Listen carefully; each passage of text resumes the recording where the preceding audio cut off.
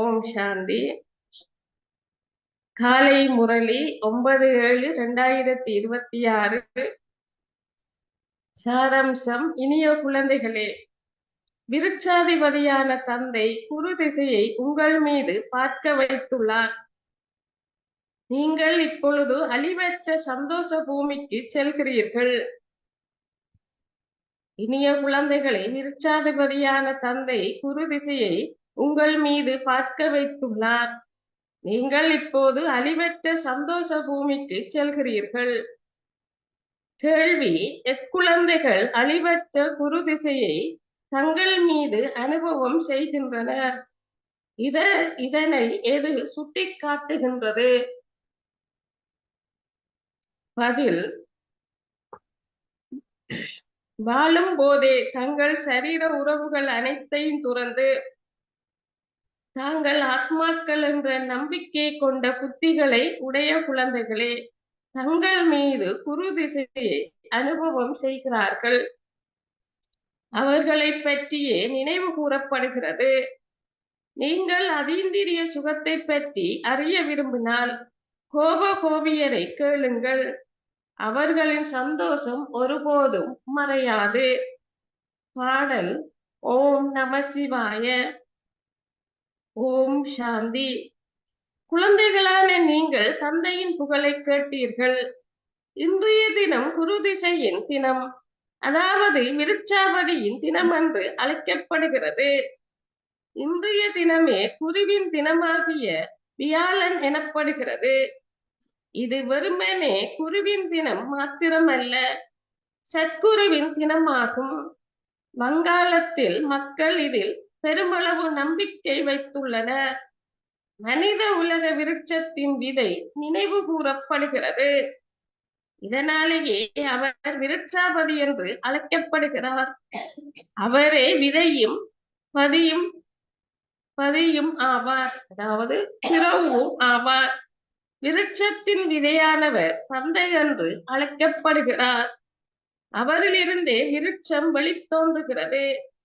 இது மனித உலக விருட்சமாகும். இதன் விதையானவர் மேலே உள்ளார். குழந்தைகளான நீங்கள் இப்போது அழிவற்ற ராஜ்ய உரிமையை பெறுவதால் அழிவற்ற வியாழ திசை உங்கள் மீது உள்ளதை நீங்கள் அறிவீர்கள். சத்தியுகம் அழிவற்ற சந்தோஷ பூமி என்றும் இந்த கலியுகம் அழிவற்ற துன்ப பூமி என்றும் அழைக்கப்படுகிறது. இந்த துன்ப பூமி இப்பொழுது அழிக்கப்பட வேண்டும். அந்த சந்தோஷ பூமி அழிவற்றது. அது அரைக்கல்பத்துக்கு தொடர்கிறது. அது அழிவற்ற விருட்சாபதியாலேயே ஸ்தாபிக்கப்படுகிறது. குழந்தைகளாகிய நீங்கள் சேவைக்காக இக்கருத்துக்களை குறித்து கொள்ள வேண்டும்.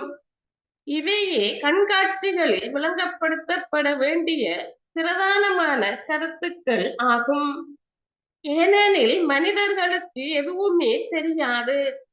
உண்மையில் இதுவே ஞானமாகும். தந்தை இப்பொழுது புதிய பழைய உலகங்களின் சங்கமத்திலேயே இந்த ஞானத்தை உங்களுக்கு கொடுக்கின்றார். பின்னர் அது மறைந்து விடுகிறது. தேவர்களிடம் இந்த ஞானம் இல்லை. அவர்களிடம் சக்கரம் பற்றிய ஞானம் இருந்திருக்குமாயின் அவர்களால் ராஜ்யத்தை அனுபவித்திருக்க முடியாது. இப்பொழுதும் கூட உங்களுக்கு இவ்வண்ணம் உள்ளது. உங்கள் ராஜ்யத்தை கோரிய பின்னர் நாங்கள் மீண்டும் இதே நிலையை அடைய வேண்டுகிறோமா? எவ்வாறாயினும் நாடகம் ஏற்கனவே நிச்சயிக்கப்பட்டது. சக்கரம் சுழன்றாக வேண்டும். உலகின் வரலாறும் புவியியலும் மீண்டும் மீண்டும் இடம்பெறுகின்றன. அவை எவ்வாறு மீண்டும் மீண்டும் நிகழ்கின்றன என்பதை குழந்தைகளாகிய நீங்கள் அறிவீர்கள். இது மனித உலகம் ஆகும். அசரீர உலகின் விருட்சம் உங்களின் புத்திகளில் உள்ளது. ஒவ்வொருவரினதும் பகுதியும் தனித்துவமானது. இவ்விடயங்கள் ஒருபோதும் வேறு எவரது புத்தியிலும் இருக்காது. இவ்விடயங்கள் எந்த சமய நூல்களிலும் எழுதப்படவில்லை. ஆத்மாக்களாகிய நாங்கள் அனைவரும் ஆரம்பத்தில் சாந்திதாம வாசிகளாகவே இருந்தோம். நாங்கள் அழிவற்றவர்கள், என்றும் அழிக்கப்பட முடியாதவர்கள். ஒரு குமிழியானது நீரில் தோன்றி அதனுள்ளேயே அமிழ்ந்து விடுவதாக அவர்கள் நம்புகின்றனர். அனைத்து ரகசியங்களும் உலகின் புத்திகளில் உள்ளது. ஆத்மாக்கள் அழிவற்றவர்கள். அவர்களின் பாகம் முழுவதும் அவர்களுக்குள் பதியப்பட்டுள்ளது. சில இடங்களில் அவர்கள் ஸ்வஸ்திகாவை காட்டியிருந்தாலும் இந்த சக்கரத்தின் ஞானம் வேறு எந்த சமய நூல்களிலும் குறிப்பிடப்படவில்லை. பல சமயங்கள் இருந்ததை காட்டுவதற்கு அவர்கள் பல கோடுகளையும் வட்டங்களையும் வரைந்து காட்டுகிறார்கள். பிரதானமாக 4 சமயங்களும் சமய நூல்களுமே இருந்தன என தந்தை விளங்கப்படுத்தி உள்ளார். சத்திய திரேதா யுகங்களில் எந்த சமயங்களும் ஸ்தாபிக்கப்படவும் இல்லை. அங்கு எந்த சமய நூல்களும் இருக்கவும் இல்லை. அவை யாவும் துவாபர யுகத்திலேயே ஆரம்பிக்கின்றன. அதன் பின்னர் ஏற்பட்ட விரிவாக்கத்தை பாருங்கள். அச்சா, கீதை எப்போது உபதேசிக்கப்பட்டது? தந்தை கூறுகிறார், நான் சக்கரத்தின் சங்கம யுகத்தில் மட்டுமே வருகிறேன். அவர்கள் சக்கரம் என்ற வார்த்தையை தவிர்த்து நான் ஒவ்வொரு யுகத்திலும் வருவதாக கூறுகிறார்கள். உண்மையில் வேறு எந்த சமயத்திலும் எந்த சமயமும் ஸ்தாபிக்கப்படவில்லை. இஸ்லாம் மதம் திரேதா யுக இறுதியிலும் துபாவர யுக ஆரம்பத்திலும் ஸ்தாபிக்கப்பட்டது என்றில்லை. அது துபாவர யுகத்திலேயே ஸ்தாபிக்கப்பட்டது என கூறப்படுகிறது. இதுவே கும்ப என்னும் என்றும் அழைக்கப்படுகின்ற சங்கம யுகத்தின் அழகிய கணங்கள் ஆகும். கும்ப என்பது சங்கம யுகத்தில் நிகழ்கிறது, அதாவது கும்பமேளா. இந்த சங்கமமே ஆத்மாக்களினதும் பரமாத்மாவினதும் சந்திப்பு ஆகும். இந்த ஆன்மீக சந்திப்பு சங்கம யுகத்தில் மாத்திரமே இடம்பெறுகிறது. அவர்கள் பின்னர் கங்கை நீரின் புகழை பாடியுள்ளார்கள். அவர்களுக்கு தூய்மையாக்குவதான ஞானக்கடலை தெரியாது. தூய்மையற்ற உலகை அவர் எவ்வாறு தூய்மையாக்கினார் எந்த சமய நூல்களிலும் குறிப்பிடப்படவில்லை. தந்தை இப்பொழுது குழந்தைகளாகிய உங்களுக்கு கூறுகிறார், சதா என்னை நினைவு செய்யுங்கள்.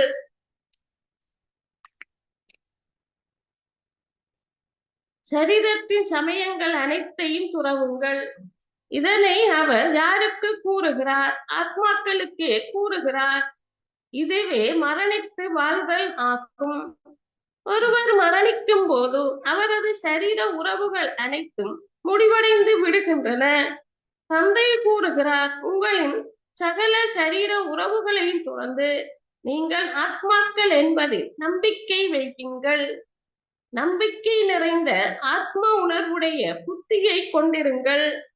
எந்த அளவுக்கு அதிகமாக நீங்கள் நினைவில் இருக்கின்றீர்களோ அந்த அளவுக்கு அதிகமாக உங்கள் மீது குரு திசையை அனுபவம் செய்வீர்கள்.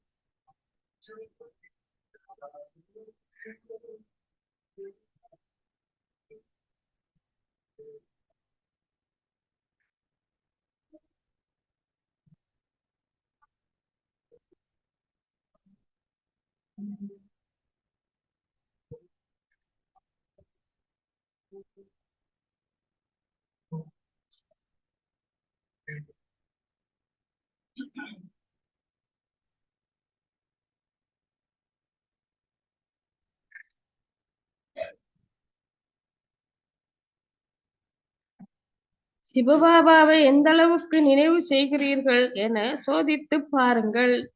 நினைவினால் மாத்திரமே துரு தொடர்ந்து அகற்றப்பட்டு நீங்கள் சந்தோஷத்தை அனுபவம் செய்வீர்கள். ஆத்மாக்களாகிய நீங்கள் எந்த அளவுக்கு தந்தையை நினைவு செய்கிறீர்கள் என்பதை உங்களாலேயே உணர முடியும். நீங்கள் குறைந்த அளவே அவரை நினைவு செய்தால் குறைந்த அளவு துருவே அகற்றப்படும். அத்துடன் குறைந்த அளவு சந்தோஷமே அனுபவம் செய்யப்படுவதுடன் நீங்கள் பெறப்போகும் அந்தஸ்தும் குறைவானதாகவே இருக்கும். ஆத்மாவே சதோ ரஜோ தமோ நிலையை கடந்து செல்கிறார். அதீந்திரிய சுகத்தின் அனுபவத்தை நீங்கள் அறிய விரும்பினால் கோபியரை கேளுங்கள் என்ற புகழ் இந்நேரத்தையே குறிக்கின்றது. நீங்கள் தந்தையை தவிர வேறு எவரையுமோ அல்ல எவற்றையுமோ நினைவு செய்யாத போது உங்களின் சந்தோஷ பாதரசம் அதிகரிக்கும். எங்கள் மீது குருதிசை அதாவது சத்குருவின் பார்வை உள்ளது. பின்னர் இந்த சந்தோஷம் மறைந்ததும் குருதிசை மறைந்து இப்போது ராகதிசை வந்துவிட்டது என கூறப்படுகிறது.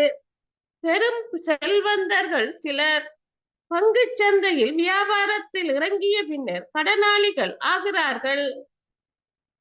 பாரதத்தில் கிரகணம் ஏற்படும் போது கூறப்படுகிறது, தானம் செய்தால் அந்த கிரகணம் அகன்றுவிடும். உங்களின் தேவ தர்மம் 16 சொர்க்க கலைகள் நிறைந்தது. இப்போது அதில் கிரகணம் பிடித்துள்ளது.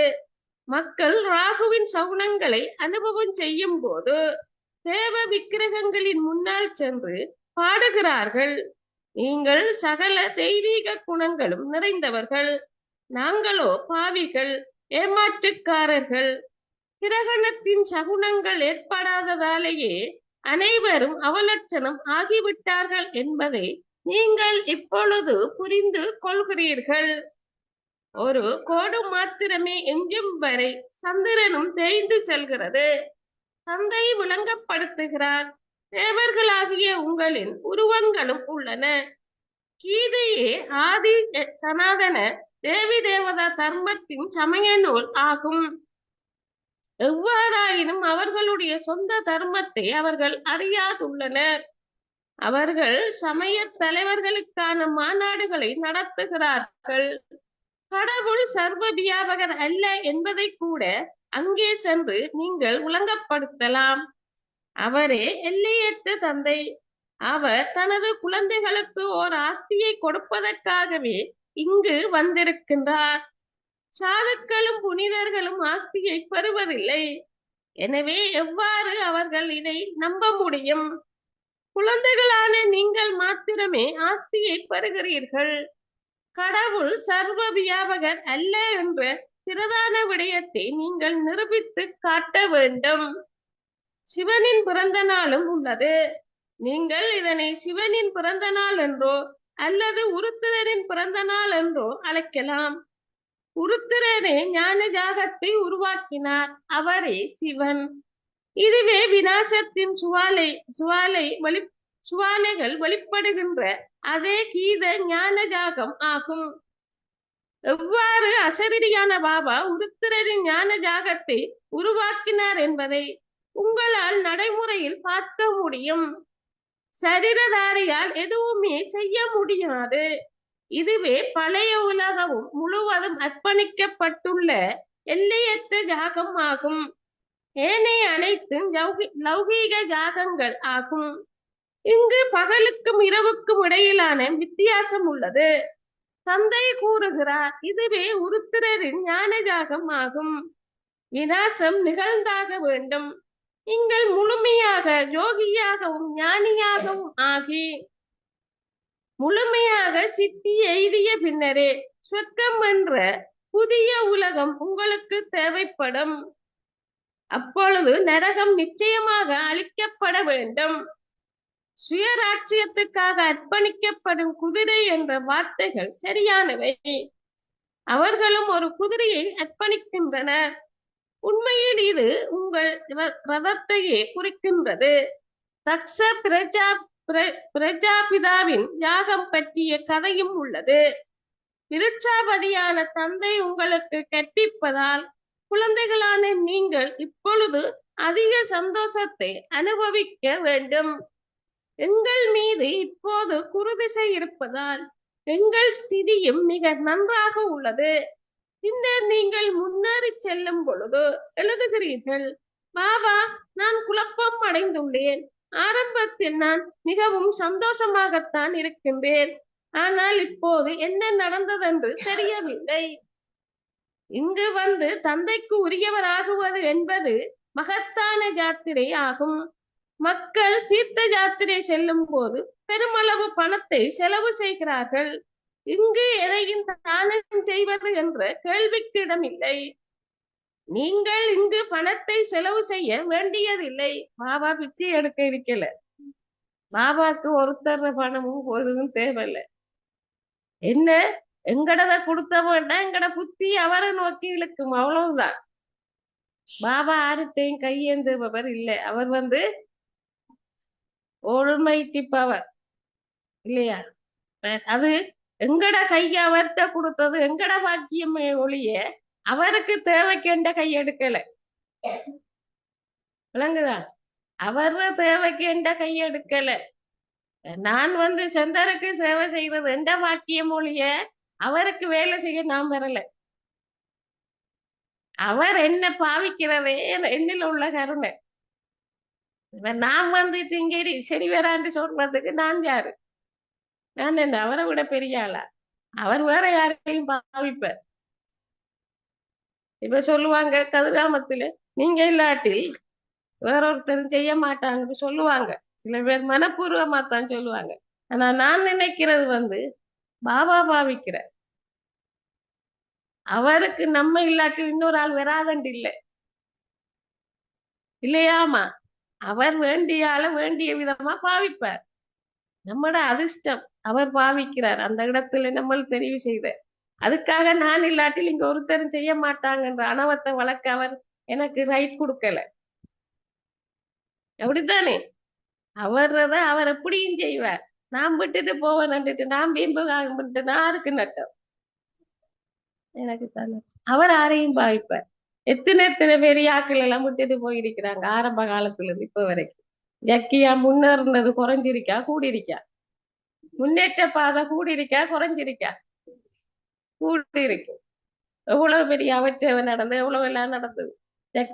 இதுல முன்னேற்ற பாதை குறைஞ்சிருக்கா கூடியிருக்கா? கூடியிருக்கு. அதால நாங்க எப்போதுமே நினைக்கணும், நாங்க வந்து பணிவா இருக்கணும். கடவுளை விட்டு எனக்கு தூங்க கிடைச்சது பாக்கியம். இந்த புனிதமான சாப்பாடு சாப்பிட கிடைச்சது. இது நாக்குக்கு சென்ற டேஸ்டோ இல்லையோ, ஆனா இந்த புனிதமான சாப்பாடு உலகத்துல எங்கேயுமே கிடையாது. அந்த பாக்கியத்தை நினைக்கணும். நாங்க அவருக்கு செய்ய ஆறு எந்த உடம்ப நான் பாவிக்கிறது எந்த புண்ணிய கணக்கு. இந்த உடம்பால நான் எவ்வளவு பாவத்தை செய்திருப்பேன். இந்த புறப்பா 63 புறப்பா பாவம் செய்ததுக்கு சீக்கிரத்துக்கு ஒரு வழியே ஒழிய நான் வந்து 100% தூய்மையாவா இருக்கிறேன். பிரம்ம பாபா என்ன செய்தார்? கடைசி வரைக்கும் எல்லாம் செய்தார். ட்ரெயின்ல ரமேஷ் பாயோட போக்குல அவர் 2 மணிக்கு எழும்பிட்டு தியானம் செய்யக்குள்ள இவர் பார்க்க, நீங்க இளமாக்கள், நீங்க ஆறுதெல்லாம் தூங்கி எழும்புங்க. ஆனா நான் வயசானார், நான் தூய்மையற்றார், நான் முயற்சி செய்யணும். எங்களுக்கு அந்த உத்வேகம் இருக்கணும். அப்ப அதால அவர் ஃபர்ஸ்ட் ஆயிட்டார். எல்லாரையும் ஃபர்ஸ்டுக்கு விட்டார், கடைசியில அவர் ஃபர்ஸ்ட் ஆயிட்டார். அதான் அது. நாங்க வயதானாக்கள் ஒவ்வொரு ஆத்மாக்களையும் பாக்குற நேரம் அவங்களுக்கு நாங்க சமைக்கிறதுன்றது அவங்களுக்கு இல்லை, உதவி செய்யறோம். கடவுள் என்ன பாவிக்கிறார் அப்படிப்பட்ட ஆத்மாக்களுக்கு. அது என்னுடைய பாக்கியம் வேண்டாம். எனக்கு ஒரு நாளையோட சலிச்சு போகுமா? ஒரு நாளைக்கு கூட்டுறதோட சலிச்சு போகுமா? நான் மனதால உணர்வால செய்யணும். கடவுளுக்கு இந்த பணியை செய்ய இந்த கை எடுத்திருக்காரே, எவ்வளவு கை உலகத்தில் இருக்கு இல்லையா? எவ்வளவு பணக்காராக்கள் இருக்காங்க, எவ்வளவு பிரபலியமான ஆட்கள் இருக்கிறாங்க. ஆனாலும் இந்த கையை அவர் அந்த பணிக்காக எடுத்திருக்கிறாரே. நான் நினைக்கிறேன், நான் நினைக்கிறேன் நான் யாரு? கடவுள் என்ற வாழ்க்கையில குறுக்கிடாட்டில் நான் சீரோ. எப்போதுமே நாங்க எங்களுக்குள்ள பதில் சொல்லணும். கடவுள்ற இடத்துல இருக்கிறத நான் ஒரு நாளுமே அந்த இடத்தை அவமதிக்கிற மாதிரி கதைக்க கூடாது. இங்க விட்டுட்டு போப்புறேன் என்ற வார்த்தை எனக்கு வரக்கூடாது. நான் இந்த இடத்துல இருக்க கிடைச்சது என்ற பாக்கியம். என்ன சொன்னா ஒரு நாளைக்கு பலிக்கும். ரெண்டாவது கடவுளை அவமதிச்சதுக்கு பலிக்கும். சில பேர் அப்படி சொல்லி சொல்லி அப்படி ஆகிறாங்க. சொல்லக்கூடாது. நான் யாரு? நான் விட்டு அதுல என்ன அர்த்தம்? நான் இல்லாட்டி நீங்க என்ன செய்வீங்க? எனக்கு ஆக்கள் இருக்கேன். இருக்கிற ஆக்கள் யாரு? கலியுகத்துல எனக்கு இருக்கிற ஆக்கள் யாரு? கலியுகத்துல எனக்கு இருக்கிற ஆக்கள் யாரு? எனக்கு 100% சந்தோஷம் தராக்கலா? ம் ம் 100% இல்ல சொர்க்கத்தை விட மேல எனக்கு ஏதோ கட்டித்தாராக்கலா? ம் அதால நாங்க எங்கட ஒவ்வொரு வார்த்தை ஒவ்வொரு இதுக்கும் கவனமா இருக்கோம். இது மனுஷர் இயக்குற இடம் இல்ல, இது கடவுளுடைய இடம். யார் அந்த கடவுள்? உலகம் தேர்ற அதி வல்லமை படைத்த மாபெரும் சக்தி தான் அந்த கடவுள். அவர் இடத்துல நான் இருக்க மாட்டேன் என்று நான் கதைக்கிறதுக்கு நான் யாரு? அவருக்கு நான் தேவையா? எனக்கு அவர் தேவையா? எனக்கு அவர் தேவையா? அவருக்கு நான் தேவையா? அப்படியான உணர்வு உள்ளாக்கள் ஒரு மூலையில படுக்க கிடைச்சாலும் சந்தோஷமா சொர்க்கத்தை விட மேல அனுபவம் செய்வாங்க. அவங்களுக்கு கட்டின்மெத்தையும் அவசியம் தெரியாது, ஏசியும் அவசியம் தெரியாது, பேனும் அவசியம் அறியாது. ஏதோ ஒரு மூளை கிடைச்சதே பெரிய விஷயம். அதை நாங்க திருப்பி திருப்பி ஞாபகப்படுத்துவோம். ஒரு நாளுமே மறந்து கிடைக்கும், ஒரு நாளுமே மறக்க கூடாது. விளங்குதா? அது பௌதிக யாத்திரை, உங்களுடையதோ ஆன்மீக யாத்திரை ஆகும். பௌதிக யாத்திரைகளால் எவ்வித பயனும் இல்லை. பாடலில் பாடப்பட்டுள்ளது, பிறவி பிறவியாக நாங்கள் எல்லா திசைகளிலும் சுற்றித் திரிந்தோம், ஆனால் உங்களிடமிருந்து விலகி தொலைவிலேயே இருந்தோம். நீங்கள் எவ்வாறு பல யாத்திரைகளுக்கு சென்றீர்கள் என்பதை இப்பொழுது புரிந்து கொள்கிறீர்கள். மக்கள் நிச்சயமாக ஏதோ ஒரு இடத்திற்கு செல்கின்றனர். அவர்கள் நிச்சயமாக கருத்துவாரில் உள்ள கங்கைக்கு செல்கின்றனர். அவர்கள் கங்கையை தூய்மையாக்குபவர் என்று நம்புகிறார்கள். உண்மையில் நீங்களே உண்மையான இந்த ஞான கங்கைகள். பலர் உங்களிடம் வந்து இந்த ஞானத்தினால் நீராட்டுகின்றார்கள். சத்குரு ஒருவரே என பாபா விளங்கப்படுத்தியுள்ளார்.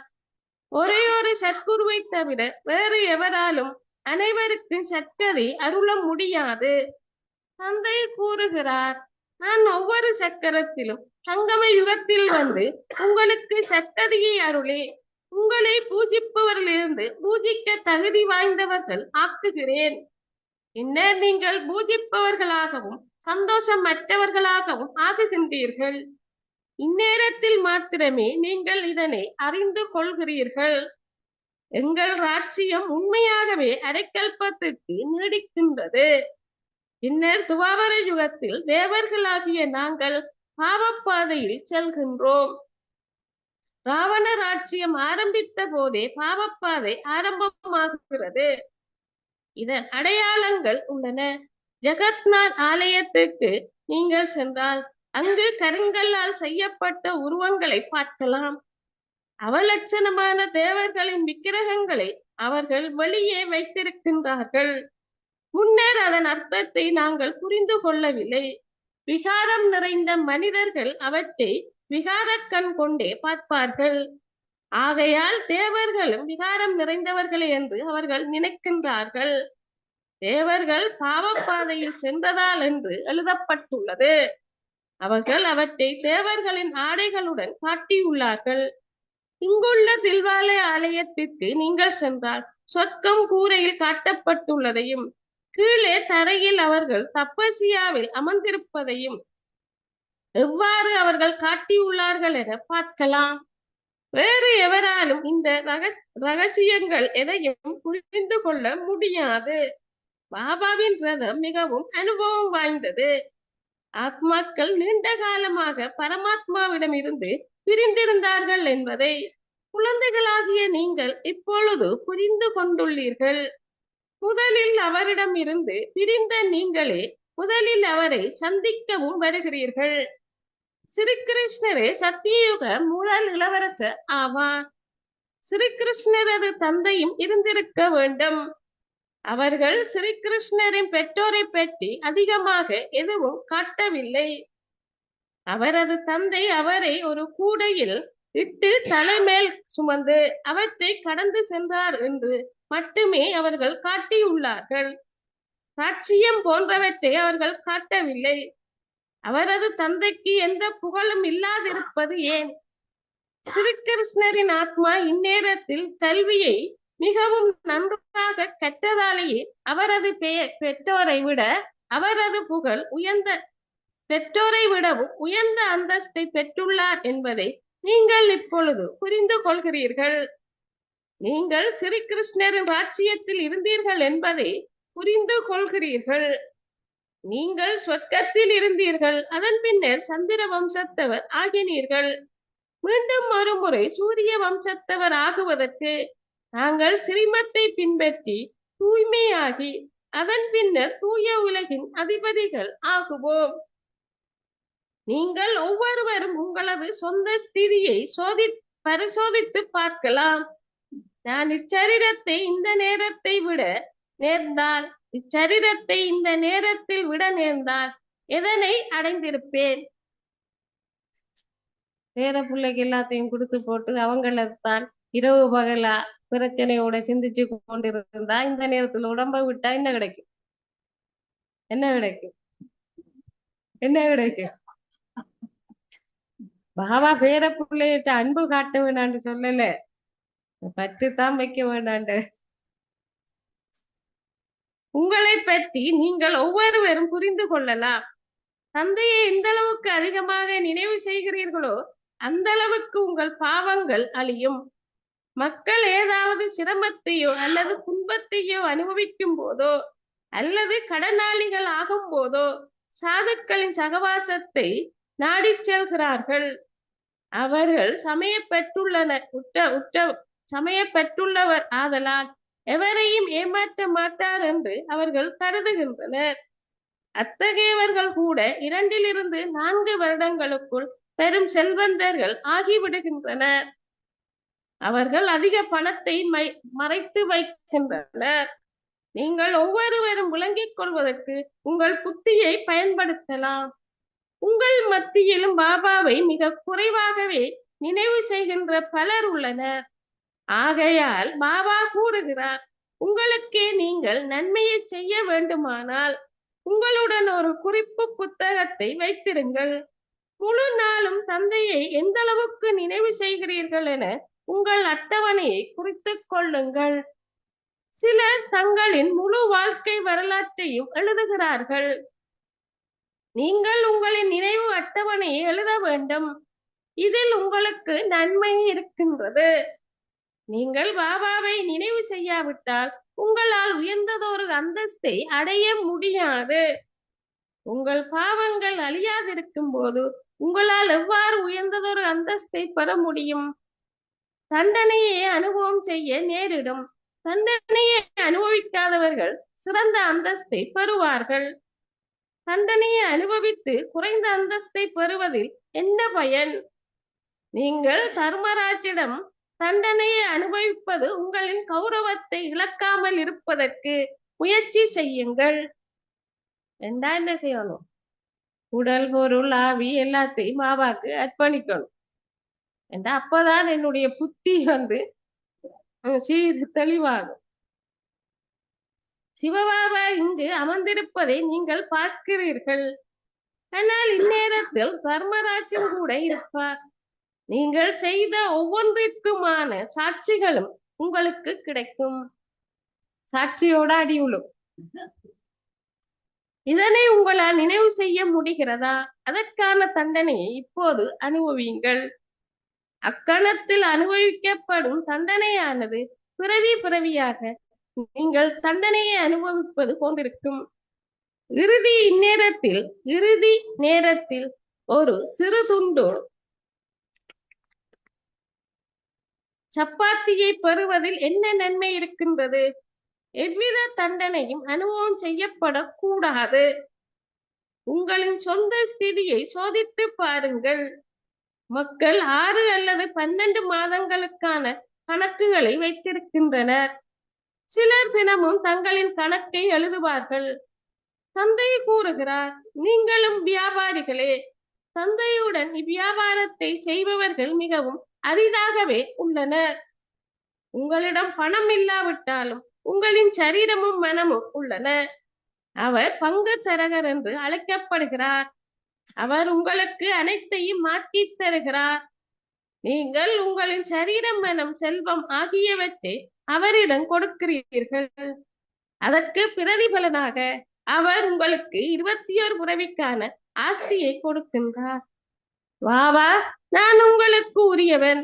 இந்த ஆத்மா சரீரம் இரண்டும் லட்சுமி அல்லது நாராயணனுடையது போன்று ஆகுவதற்கான வழியை எனக்கு காட்டுங்கள். பாபா கூறுகிறார், நான் உங்களை மிகவும் அழகானவர்கள் ஆக்குகிறேன். உங்களின் வடிவம் முற்றிலும் மாறுகிறது. உங்களின் அடுத்த பிறவியில் நீங்கள் முதல் தரமான சரீரத்தை பெறுவீர்கள். நீங்கள் சொர்க்கத்தில் அனைத்தையும் பார்ப்பீர்கள். மம்மாவும் பாபாவும் லட்சுமியும் நாராயணனும் ஆகுவார்கள் என்பதை நீங்கள் அறிவீர்கள். இலக்கும் குறிக்கோளும் கூட காட்டப்பட்டுள்ளன.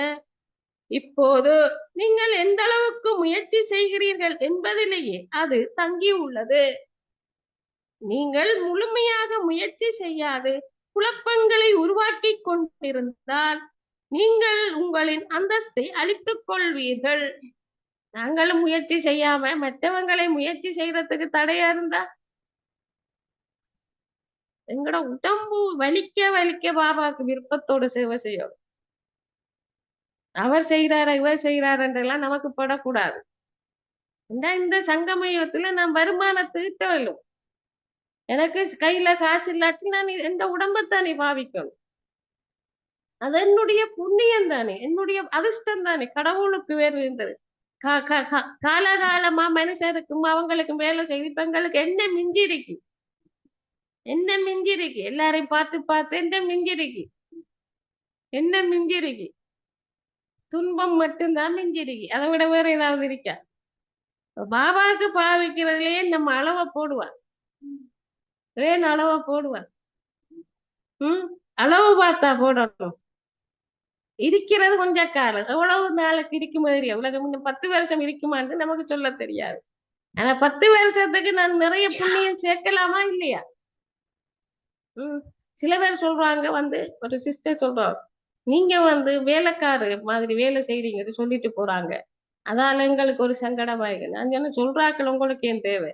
நீங்க பாபாரு நம்ம புரிஞ்சு கொண்டவர். நம்ம அவருக்காக செய்யலாம் தானே. பாபாக்காகத்தானே செய்யறோம். மனுஷத்த பேர் புகழ் எடுக்கவா செய்யறோம்? யாருக்காக செய்யறோம்? பாபாக்கா. நீங்க தாராளமா பாபாவை நினைச்சு செய்யுங்க. பாபாக்கு வேலைக்காரா பிரம்ம பாபா அவங்களெல்லாம் என்ன சொல்லுவாங்க? நான் கடவுளுக்கு சேவை செய்யறேன். அவர் என்ன செய்வார்? குமாரிகள் காலை கூட கழுவிருக்கார் பாபா. தூங்க முதல்ல வர்ற அவங்களோட கால் எல்லாம் கழுவிட்டு தூங்குவாராம். என்ன தேவதைகள் காலில் அடிப்பாதத்தில் அழுக்கிருக்க கூடாது. எந்த பெரிய கோடீஸ்வரரா இருந்தவர். அப்ப அது எவ்வளவு அவரு இப்படி தாங்கியிருக்கார் இந்த ஜக்கியாவை. அப்ப நம்ம இந்த ஜக்கிய வரலாறுகளை அடிக்கடி எங்களுக்குள்ள ஞாபகப்படுத்தணும். நான் என்ன செய்யறேன்? எங்கட முயற்சி என்ன? பிரம்மபாவா போல மம்மாவை போல ஆகிறது தானே. இங்க குற்றம் கூற கதைச்சி அதை சாடி ஒரு ஆள் பலவந்தப்படுத்துற இடம் இல்லை. குற்றம் செய்வது தானா கலருவார். அது நமக்கு தேவையில்லை. நம்ம நமக்கு கிடைச்ச புளியங்கொம்ப கட்டியா புடிச்சு கொள்ளணும். இதை விட புளியங்கொம்பு வேற எங்கேயாவது இருக்கா? ராசம்மா சிஸ்டர், பாபாவை விட புளியங்கொம்பு வேற எங்கேயாவது இருக்கா? அத கெட்டியா இன்னும் பிடிச்சு கொள்ளணும். வேலைக்காராளா? ஓ, நான் வேலைக்காராள் தான். கடவுளுக்கு செய்யாம யாருக்கு நான் செய்யறது? ஆ ம் அப்படி நாங்க சந்தோஷமா செய்யணும். சந்தோஷமா செய்ய கடவுள் என்ன இந்த பணிக்கு பிரம்ம பாபாட்ட ஒரு வலது குறைஞ்சால் போய் நான் ஒரே கூரை மட்டும்தான் பின்னி அந்த குடிலுக்கு பாபாட குடிலுக்கு போடுறது. நான் என்ன எனக்கு இது மட்டும் தானே முடியும். பாபா சொன்னா உன்னாலேயும் ராட்சியத்தை அடைய முடியும். நீ சந்தோஷமா செய்யறாதானே. அப்ப அவர்கிட்ட போயிட்டு நம்ம சொல்லலாமா, நீங்க ஒரே கூரைய பின்னி போட பட்டாக்கள் எல்லாம் அவ்வளவு முன்னுக்கு ஸ்டேஜ்ல விடுறாங்க, இன்னும் கொஞ்சம் விடலண்டா அப்படி இருக்கு. அவர் ஸ்டேஜ்ல ஏற விரும்பினா என்ன நடக்கும்? ஆ ஆ பிரம்மபாவா பாகுபாடு பார்த்தாரா? அவரால முடிஞ்சதை கொடுத்தாரு. அவரை போய் முரளி வாசிக்க சொல்லலாமா? வேற எங்கேயாவது சேவைக்கு சிஸ்டர்ஸுக்கு பாதுகாப்புக்கு அனுப்பலுமா? ஆனா அவருக்கு என்ன சொன்னார்? உங்களோட நீங்க சந்தோஷமா செய்யறதுக்குரிய பலன் இருக்குன்னு சொன்னார். அப்ப நாங்க எங்கட இதுல தெளிவா இருக்கணும். நீங்க இருக்கிற நம்ம சில பேர் சொல்லுவாங்க, அந்த சிஸ்டர் உங்களை பிடிச்சி வேலை வாங்குறாங்கடா. நீங்க சொல்லணும், வேலை வாங்கல, நான் அந்த சிஸ்டருக்கு செய்யல, நான் கடவுளுக்கு செய்யல. சரியா பிரதர்? நான் அந்த சிஸ்டருக்கு வேலை செய்யல, நான் கடவுளுக்கு செய்யறேன். அவக்கு வேலை வாங்கல, நான் கடவுளுக்கு தொண்டு செய்யறேன். என்ன சொன்னாலும் நம்ம செய்யிட்டு போயிடணும். அது இந்த சங்கமயத்துல நான் கிடைக்கிற சந்தர்ப்பத்தை நழுவுனா பிறகு வருமா? அதுதான் ஆசீர்வாதம். நான் நழுவிட்டு போன வேண்டாம், அதுதான் எனக்கு சாபம். விளங்குதா? சரியான கவனமா இருக்கும். குழப்பங்களை உருவாக்கி கொண்டிருந்தால் நீங்கள் முழுமையாக முயற்சி செய்யாது குழப்பங்களை உருவாக்கி கொண்டிருந்தால் நீங்களே உங்களின் அந்தஸ்தை அழித்துக் கொள்வீர்கள். அச்சா, இனிமையிலும் இனிமையான அன்புக்குரிய எப்போதோ தொலைந்து இப்போது கண்டுபிடிக்கப்பட்டிருக்கும் குழந்தைகளுக்கு உங்கள் தாய் தந்தையாக இருக்கும் பாப்தாதாவின் அன்பும் நினைவுகளும் காலை வந்தனமும்.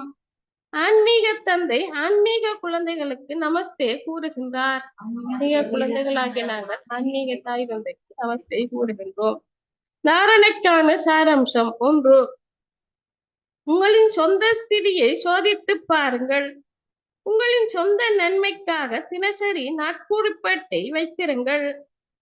உங்களின் நினைவு அட்டவணையை அதில் குறித்துக் கொள்ளுங்கள். 2. எல்லையற்ற தந்தையுடன் சேர்ந்து உண்மையான வியாபாரம் செய்யுங்கள். உங்களின் சரீரம், மனம், செல்வம் ஆகியவற்றை தந்தையிடம் அர்ப்பணித்து அதற்குரிய பிரதிபலனை 21 பிறவிக்கு பெற்றுக் கொள்ளுங்கள். புத்தியில் நம்பிக்கையை கொண்டிருந்து உங்களுக்கு நன்மை செய்யுங்கள். ஆசீர்வாதம். நீங்கள் சந்தோஷ சக்தியை கிரகிப்பதன் மூலம் தடையை வென்றவராகி தடையை வெற்றி கொள்வீர்கள் ஆக. எவ்வாறு சேமிக்க முடியும் என்பதை அறிந்துள்ள குழந்தைகள் சக்திசாலிகள் ஆகுகிறார்கள். நீங்கள் ஒரு கணம் ஏதாவது ஒன்றை சம்பாதித்து உடனடியாகவே அதை கொடுத்து விட்டால், உங்களுக்காக எதையும் சேர்க்காவிட்டால் உங்களிடம் எவ்விதமான சக்தியும் எஞ்சி இருக்காது. உங்களிடம் பகிர்ந்து கொள்வதன் அல்லது தானம் செய்வதன் சந்தோஷம் மட்டுமே இருக்கும். உங்களிடம் சக்தியும் சந்தோஷமும் இருக்குமாயின் உங்களால் இலகுவாக தடைகளை கடந்து தடைகளை வென்றவர் ஆக முடியும். அப்போது எந்த தடைகளும் உங்களின் அன்பிலே எவ்விதமான குழப்பத்தையும் உருவாக்க மாட்டாது. எவ்வாறு உங்களின் முகத்தில் சந்தோஷ பிரகாசம் புலப்படுகிறதோ அவ்வாறு சக்தியின் பிரகாசமும் புலப்படும். லோகம் பிரதிகூலமான சந்தர்ப்பங்களால் பயன்படுத்துவதற்கு பதிலாக பயப்படுவதற்கு பதிலாக அவற்றை உங்களின் ஆசிரியராக கருதி அவற்றிலிருந்து ஒரு பாடத்தை கற்றுக்கொள்ளுங்கள்.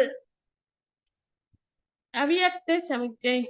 எரிமலை ஸ்திதியில் இருந்த வண்ணம் சக்தி வாய்ந்த நினைவை அனுபவம் செய்யுங்கள். எஞ்சியுள்ள கடைசியான வேகமான முயற்சி எரிமலை ரூபத்திற்கு உரியது ஆகும்.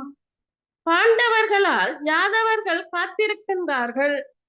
பாண்டவர்களின் மேன்மையான ஆன்மீக கண்ணியமான ஸ்திதி யாதவர்களின் பிரதிகூலமான துன்பச் சூழல்களை முடித்துவிடும். துயரப்படும் ஆத்மாக்களுக்கு அமைதி மற்றும் சௌகரியத்தின் ஆசீர்வாதத்தை வழங்குவதற்கு உங்களின் கண்ணியத்தை பயன்படுத்துங்கள். எரிமலை ரூபமாக இருத்தல் என்றால் வெளிச்ச வீடு மற்றும் சக்தி வீட்டின் ஸ்திதியை புரிந்து கொண்டு தொடர்ந்து அந்த முயற்சியை செய்வதே ஆகும். ஓம் சாந்தி.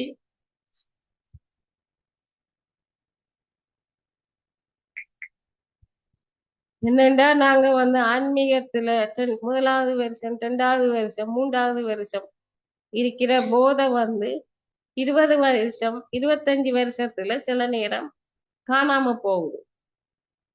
காரணம் என்ன சொன்னா, முன்னேற நேரம் நாங்க தேவையில்லாத குப்பைகளை சேர்த்து நாங்க என்ன சொல்லுவோம், சென்டர் சரியில்லை, சென்டர்ல இருக்கிறார்கள் சரியில்லை, நாம் ஏமாந்துட்டேன்னு சொல்றது. ஆறது அப்படி சொல்றாக்கள்?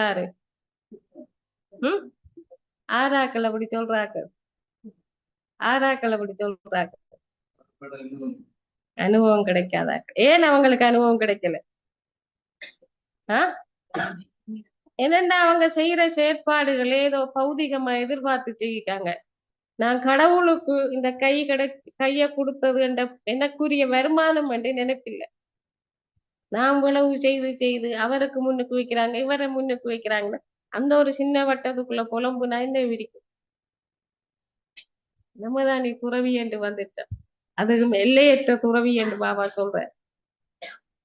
என்ன அதிகமா சேவைக்கு மறைமுகமா பாவிச்சேன்னா எனக்குத்தான் அதிகமான பிரதிபலன்.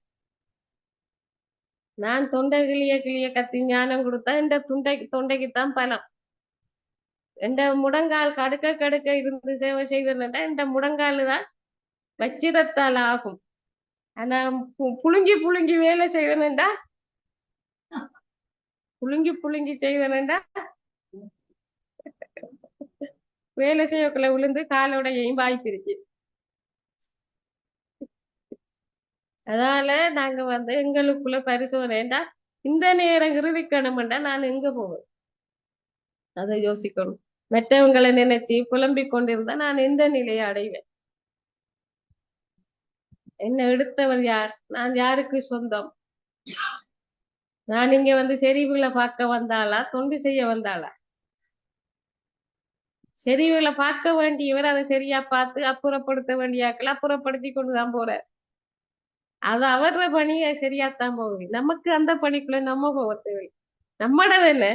நம்மட கைய அவர கையோட கட்டியா புடிச்சு கொள்ள வேண்டியதுதான், இல்லையா? இல்லையாமா? கட்டியா பிடிப்போமா இல்லையா? விட்டுருவோமா? உங்களுக்கு இங்க மரியாதை கிடையாதுன்றோன்னு என்ன செய்வோம்? உங்களோட கை கொஞ்சம் லூஸ் ஆகுமா இல்லையா? லூஸ் ஆகுன்னு டெஸ்ட் எந்த சும்மா ராட்சியத்தை தூக்கி தெரியலாது யாரு? டெஸ்ட். இப்ப நாங்க எந்த இடத்துல இருக்கிறோம்ன்றதை நம்ம பார்க்கணும். எங்களோட ஆர்வம், உற்சாகம், வேகத்தை இன்னும் கூட்டணும். என்ன நம்ம 20 வருஷம் நடந்து வந்துட்டோம் இந்த பாதையில, 30 வருஷம் நடந்து வந்துட்டோம், 10 வருஷம் நடந்து வந்தது சாதனை. இன்னும் எங்கட முகத்துல இன்னும் பொலிவா அந்த ஆன்மீகம் தவழணும். ஆன்மீகத்துல போத முகமலர்ச்சியில தெரியணும். முகத்துல விட்டு போட்டு நான் போய் எல்லாருக்கும் மன அழுத்தத்துக்கு படிப்பிச்சு கொடுக்கறேன்டா எந்த முகத்திலே அழுத்தம் தெரிஞ்சா என்ன செய்வாங்க? என்ன செய்வாங்க? என்ன செய்வாங்க? சிரிப்பாங்க. பிரம்மகுமாரிசிக்குரிய பெருமை என்ன? நம்ம உதாரணமா இருந்து மற்றவங்களுக்கு சொல்லி கொடுக்கறது தானே. அதனால நம்ம என்ன செய்யணும்டா, அந்த ஆதித்ய புத்தகத்தை எடுத்து மீண்டும் மீண்டும் வாசிக்கணும். நான் 5-6 தரம் வாசிச்சுட்டேன். இன்னும் ஒருக்கா வாசிக்கணும் நினைச்சு கொண்டிருக்கேன். எங்கட ஞானத்துல அண்டர்ஸ்டாண்டிங் புரிந்துணர்வுக்கு ஏற்ப அதுல ஆழம் நமக்கு விளங்கும். இன்னும் நாங்க கடைசி நேரத்துல நான் பாபாவோட சேரணுமா இல்லது பிரியணுமா? சேரணும்டா வீணான எதிர்மறையான தேவையில்லாததுகளுக்கு செவி மடுக்கணுமா அல்லது என்ன செய்யணும்? கட் பண்ணணும். நீங்க மட்டும்தானே வேலை செய்யற மட்டாக்கள் செய்யட்டும் கொஞ்சம் நீங்க தள்ளி நில்லுங்கடா என்ன செய்யணும்? ம் என்ன செய்யணும்? ஆ சேவை செய்யணும். அவங்களெல்லாம் முட்டாள்கள். அந்த முட்டாள்கள்ன்ற கதையை கேட்க கூடாது நம்ம இல்லையாமா. நாங்க ஒரு ஒரு கணத்துல பல மில்லியன் கணக்கு சேர்க்கறதுக்கு பாபா எங்களுக்கு சொல்லி தந்திருக்கிறார். நான் சந்தோஷமா இந்த கணத்தை செலவழிச்சேன்டா பாபாவை என் இதயத்துல வச்சு அது பல மில்லியன் மடங்கு இயற்கை அந்த வைப்ரேஷனுக்காக இயங்குது. இயற்கை இயங்குது எங்களோட தூய்மையான அதுக்கு பல பல கோடி ஆத்மாக்கள் துன்பத்துல அலைஞ்சு திரிகிறாங்க உலகத்துல. இயற்கைக்கு அந்த உணர்வு போனா உலகத்துக்கு அது சேவை ஆகுதா இல்லையா? இல்லையா? ஆமா. தூய்மையை நாங்க நேசிக்கணும் ரசிக்கணும். அவங்களுக்கு நம்ம உதவி செய்யறது பெருமையா நினைக்கணும். விளங்குதா? ஓம் சாந்தி.